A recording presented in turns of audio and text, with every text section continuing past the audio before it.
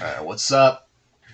Art for Inspiration video. I want to take a peek today at the Michael Turner Millennium Edition hardcover from Wizard Magazine. I got 3 of these. I'm going to show you the other ones I got. I think I already have some videos live for these. Jim Lee and a Mark Silvestri one. Jim Lee has the most content, I feel like, actually, if you look at him. But anyways, yeah, today's video, Mike Turner.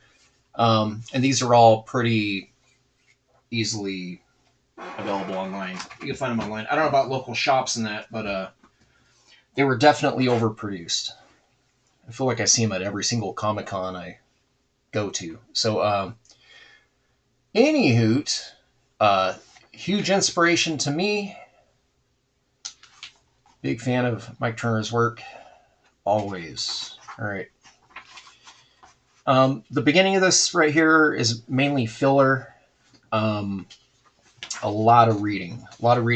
I think this was published right after he started Aspen. You get to see some originals right here. These are like old samples of Turner when he was like shading everything. What's funny is he still was drawing this mouth shape with yelling mouths. It's kind of funny, the stuff you get better at like all these other things, but there are certain things that you just sort of like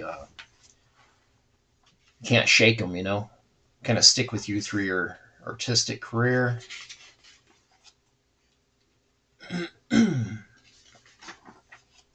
And obviously this came out before he passed away. You see a thriving company, thriving studio. Get to see all of his studio mates there. A bunch of stuff with other creators. Frank, see Pete.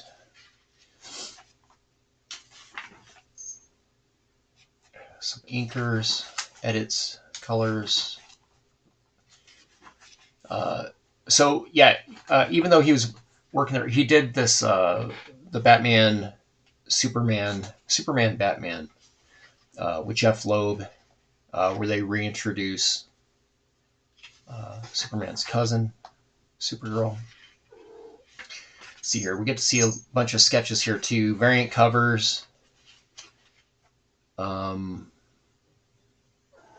This was specifically made for a Wizard magazine, Spider-Man and Batman right there.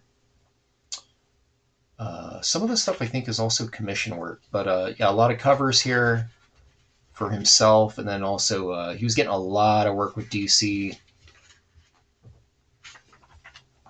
And he did a bunch of stuff, Uncanny X-Men variants too. I don't know if those are in here or not. Private Gallery, I know actually quite a few people that own these, a lot of these. So yeah, pencil commissions, sketches. It's a nice pinup. Wonder Woman right there. A lot of this stuff was collected in his original, the ash can sketchbooks that they would sell at like San Diego and stuff. Here's his artwork to the Pitt trading card, mostly silhouetted. He inked it himself. Layouts, some of the DC event stuff. Adventures of Superman. This is where like Back to Krypton. I think the interiors was Talent Caldwell, I think. Yeah. Some more design stuff. Commission work. Look, he drew Screaming Dave Finch head right there. How is that not a trading card, Dave? Why is that not a card? That's pretty cool right here. I like this design. 1998 Dreamcatcher. Look, get to see a bunch of his early work right here. Young child.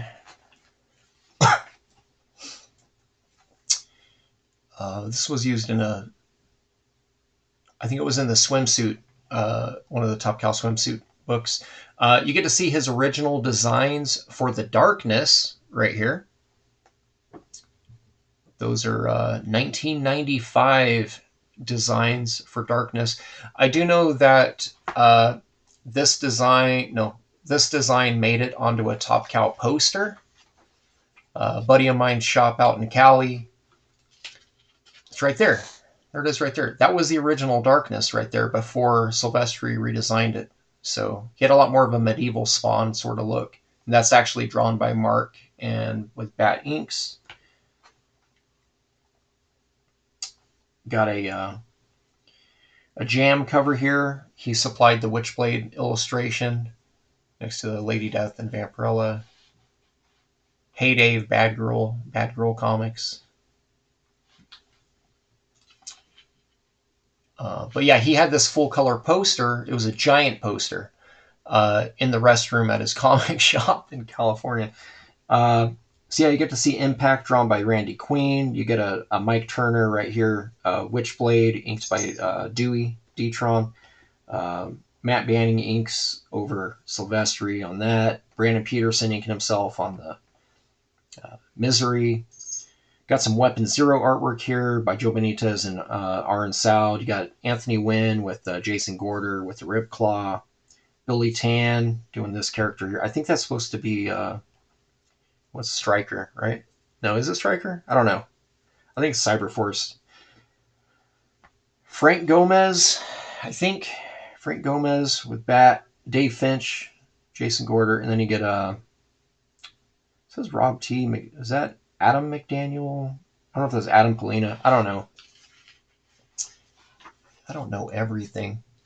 Got some pinup stuff here. This is a commission, but I know this has been repurposed for stuff. I've seen this in print at shows. Some more private sketches for people. You got some more Laura Croft. Oh my god. Yeah, so Bill Sienkiewicz inks. Bill Sienkiewicz has such a heavy style. I would have never allowed him to ink this stuff. You can see what it probably was and what it became. No thanks, Bill. No thanks. Big mistake. I'd be really interested to see if this collector has the original pencil scans to see what it originally was. I bet it was beautiful. Pittsburgh Comic-Con, I guess. This was a variant cover, I think. It says program cover, but I think it was a variant comic cover as well. Grace from Soulfire, Aspen on Beach. I feel like a lot of this stuff has been colored and published. Pretty cool cover there. Nice pencils here to that Witchblade Wolverine crossover. Really cool Darth Maul sketch right there. Pretty interesting. He did a chibi manga style Baby Aspen. Some more child versions of looks like Batman characters, Bat Kids.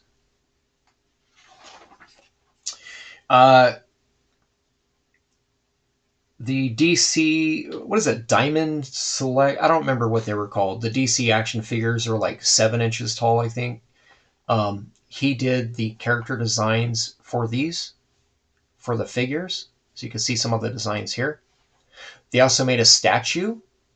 I think it's Gorilla Grodd and the Flash. Pretty good representation of his anatomy right here. Yeah, whoever sculpted that, really, really good job. I know this was to commemorate her return in the comics with the Loeb series, so that's what that is there. I think this was repurposed, though. I feel like this piece was used for like an actual cover to a book at some point. More sketches he did for these Identity Crisis. They became figures, so I say figure, or I think they were turned into figures. Batman, Flash, Black Canary, Captain Boomerang 2, Elongated Man, not Reed Richards. Got some toy designs here for his Fathom action figure.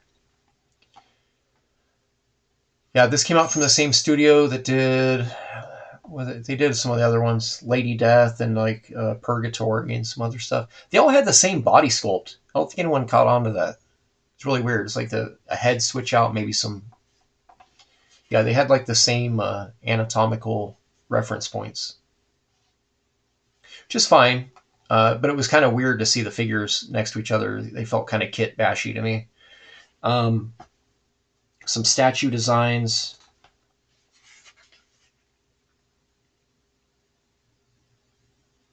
Character study for Witchblade TV show. Okay. Then we get the checklist. He's got a up to this point here. I mean, and he still produced more, and they still repurpose his older artwork nowadays too. This list is easily double this. Crazy. It's a really cool piece right here. This was the Tomb Raider crossover with Fathom, Witchblade, and Tomb Raider. Pretty fun art. Nice colors too. Some of his first stuff. I think this was actually his first comic here. Strike Force 14. Yeah.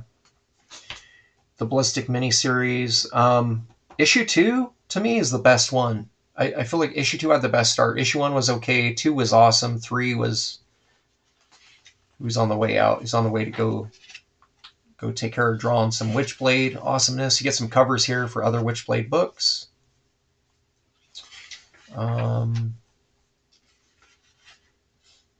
Yeah, a lot of Witchblade stuff in here. Jam piece he did. Mark Silvestri pencils on Darkness. He penciled Witchblade. This looks like a Silvestri skull. To me, does not look like the way Mike would draw stuff like this. So I'm pretty sure Turner just drew the Witchblade figure and then some of the symbiotic, I don't know what you call it, sort of part of her uniform from her glove. So D-Tron, Dewey probably just inked Witchblade, and then the rest of it's probably Bat. I'm just using my eyeballs.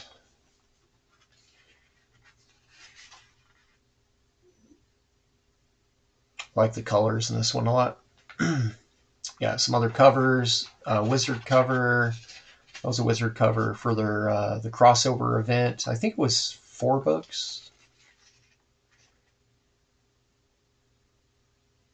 I don't know if he has. I used to know the guy that owned this original. It was in his hallway. This was a Wizard cover. This was a cover to... Okay, so these are all covers to different issues here. But yeah, that was a Wizard cover right there. I don't know if it was repurposed. This was a...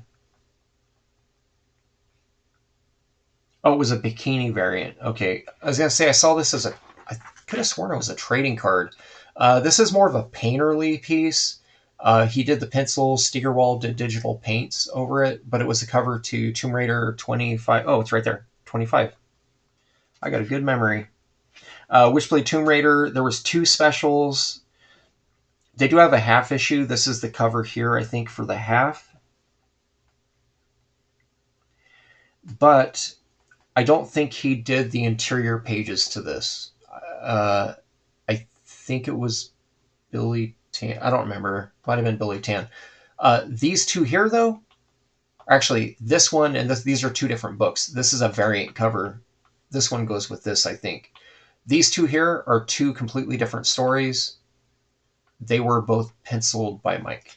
So if you guys are interested in those, actually, just find the trade paperback, to be honest. There's a Witchblade Tomb Raider trade. I would say just get that, because it has everything. Yeah, this is another cover. Witchblade Electra, he penciled... Well, he did the cover. Did he do the insides? I think this was Dave Finch. Yeah, he did some of it, and then Dave Finch did the rest. That's right. But he did the Wolverine Witchblade. That was Turner. Yeah. Here's the 1/2 issue. I think this was actually Silvestri. Well, Mark Silvestri inked this cover, but Turner penciled it. I don't know if he did the interiors to that. This was a cover piece. My old studio mate, Eddie Parks, was the penciler of the original Tomb Raider series before he went on to bigger and brighter things at Marvel Film as a character designer. Still working there. Yeah, so this is a variant. This cover here is actually kind of pricey. Darkness 11 variant, I think. No, number 7. One of those Darkness books had, oh, it was issue 12, I think. Maybe 12 or 11. It had like a ton of covers. Pretty cool pinup here. Get some covers here. This was the 1/2 issue, I think. 0. Could have sworn it was a 1/2. Anyways, this one here, yeah, preview special. This only had pencils in it. It had some pencil pages, and that was it. Some different covers, but one variant, 2, I think. You had some variants here. Mark Silvestri drew some extra stuff in here. What did he draw? Oh, he drew some piranhas. So you get a variant here with an overlay of some piranhas that Silvestri drew. I don't know if you can see that, the variant here. So there was a couple months where Mark was hijacking covers. He drew the piranhas here that aren't in the regular one, and it even has a different color scheme. He also did a cover for Ascension. It was a painted Dave Finch cover. There is a variant to that where Mark painted his own little Darkling guy posed in the same way as Dave's character, which is very like a Frazetta heroic pose with the sword. And they did an overlay on that one too.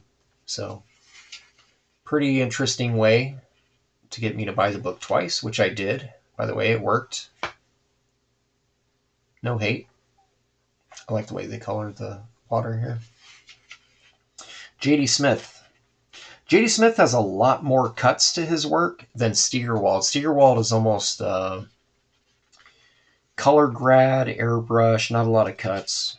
But definitely J.D. Smith, 100% cuts. Everything had a cut. Everything had a hard light rendering style to it.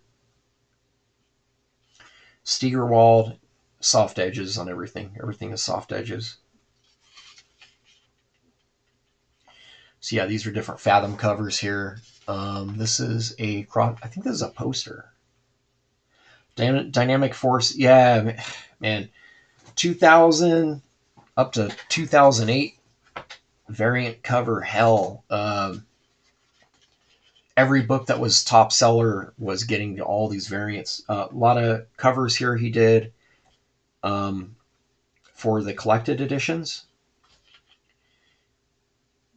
But yeah, like as a collector, it was a little irritating because a lot of these had premium pricing. It is what it is, you know. Comics are a tangible good, and you gotta strike when it's hot, right? Some more variants. What is this to? I don't remember this piece. Dawn of War Canon. Oh, that might be why. Yeah, so got some artwork here for a Canon #1.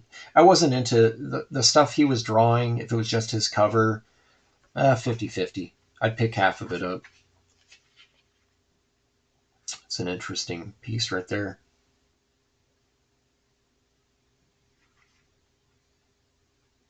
It's more of a painterly style here. Steigerwald doing a waterfall kind of effect there. It's a pretty cool piece here too. More covers for his own books. He did not illustrate these books' interiors, though. I think it was Francis Manipal. He was a penciler, but Turner did the covers on all of these books here. Nice pieces. And those books have beautiful colors on the inside, too. It's just, I don't really remember what was going on. Too many hours in the pharmacy, I think.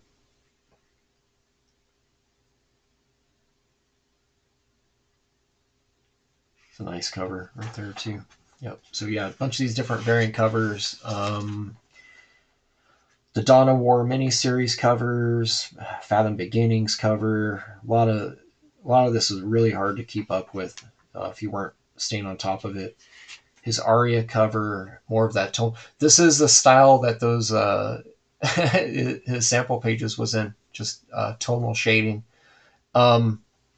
Awesome cover here for an awesome series by Stephen Platt, Chris Leitner, and Lucen Aron. Soul Saga #1 variant. Blood Legacy cover. That was the best thing about that book, that cover. His Aphrodite 9 cover, that was pretty cool. Cover to Dark Minds, unrecognizable. My old roommate Pat Lee's book, Dark Minds. The colors on this make it feel like an anime film, like a '90s anime, like dark, like Wicked City style, Devil May Cry. There is no resonance of Mike Turner in this piece. The colors are so dark, very, very hard to see what's going on in that. Magdalena cover, I like that. Gear Station, I did a cover here for Frege, my other old roommate, Dan Frege of Black Flag fame. His Gear Station book, so yeah, he's got a Turner variant there. I don't think I bought this one. I think I bought an Arthur Adams variant, but I might have this. I'm not sure. Eve Protomecha variant cover here. What is this to? No Honor #1. I don't remember ever seeing this. I also, Inferno Hellbound #1. I bought the Del Keown variant to this. I skipped all the rest. Only the Keown. Battle of the Planets cover. Love it. This was repurposed sketches. I feel like this is two juxed together. I think it's two sketches. Awesome cover. This Red Sonja right here. This was made into a statue. Great, great, great, great, great, great cover. Nice piece. Even better though. This Starfire piece here is awesome. Some of the covers to those Superman books that he did the covers to. Stories backed on Krypton. I think Francis was the artist on those. Talent, I think. Maybe Francis, I don't know. Jam piece he did. I think this is actually an overlay. I think Jim Lee drew his on a separate sheet. This is like an overlay. There was another one too. Is it here? I don't see it. There was another one too that he did the black suit Supergirl, and Ian Churchill drew the other Supergirl, or vice versa. But it's another crisscross like this where they take the two art and just treat it as an overlay. Flash covers were excellent. Batman Superman covers, those were fun. Great series. I have the artist edition of that as well. Definitely up there. G.I. Joe covers, very cool. What is that? To Atomica #4. It's a dope cover. Devil May Cry pinup. It says cover pencils, but I don't think so. I have a Devil May Cry comic that Pat Lee, my old roommate, put out. This was a pull-out poster in it, right at the staple, folded in half. So I don't know. I never saw that as a cover. I only have it as a pull-out poster. 3 connecting covers for Aspen #1, different variants. 1, 2, and 3, version 2, and then your regular covers here. This is when he was doing his whole like voting system, trying to figure out, are we going to do Fathom, Soulfire, or Ecos? Ecos never came out. I think they did a crowdfund for it, or are doing a crowdfund for it, the Ecos characters here. I remember buying these. I bought several of these at San Diego. These preview editions. There was this one. There was a Soulfire one. And I flipped them to a comic shop. I kept one of each, and I flipped the rest to a shop. And at the time, they were going for like a lot of money, like $50, $60 a piece. Got some other covers here. Jim Lee did a variant, I think, to that issue. Yeah, more Soulfire work here. Yeah, a lot of variants. I think Mike was doing what he could at the time too. He had cancer, so he was uh, staying busy. You got to keep the mind busy, you know. So sometimes, if all you're able to do is some variant covers, you do it. Something is better than nothing. This was a double page splash, I think, at the very end of the Soulfire preview.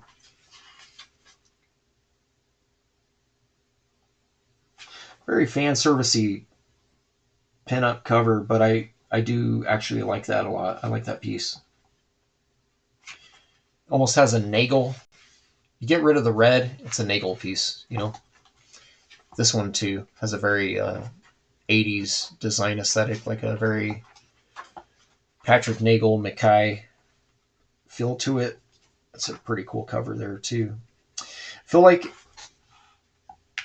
if Peter should have just to draw the eye here, you got like 40%, 30%, 40, 60. I would have actually, because I know that he wanted the focus to be this, I would have actually, I'm just speaking out of turn here. I would have used an orange, something, and kept the character dark in the shadow, the cast shadow. I would have used a brighter, warm color throughout this area here. And maybe like an overlay, just grad it up this way. A yellow or an orange, something like this kind of color scheme, but put it behind him. Man, that would have popped like crazy. And then you get this one Marvel cover here. Fantastic Four variant. It's a nice piece. Get some how to draw stuff. Advertisement for the Jim Lee Millennium. I don't know how many they did. Like I showed you, I got 3 of these. I got the Turner one, I got the Jim Lee, and one of my heroes, Mark Silvestri there. All right, so anyways, that's it for that. I would say all 3 of these are actually purchase worthy. If you're into any of these 3 artists, get it. You got some cool stuff in there, worth the price of admission. Don't forget to subscribe. I need subs. You know, people that like comics, send them over. Got my biased opinions about the things I like, but you know, it is what it is, right? So anyways, have a great day. All right, peace out.